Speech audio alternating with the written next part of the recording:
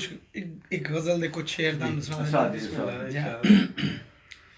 हाथ आंखों पे रख के चलना पड़ा जब तेरे शहर से निकलना पड़ा। क्या कहने चूम कर फाड़ दी तेरी तस्वीर यूं तेरी कैद से निकलना पड़ा।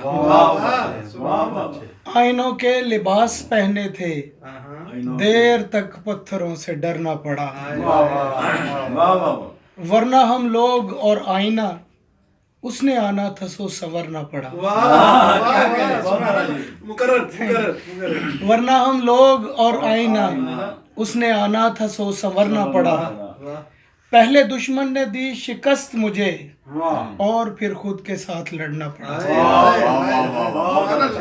सांप को डस लिया सपेरे ने चांद को चांदनी से डरना पड़ा। जी बहुत शुक्रिया, थैंक यू।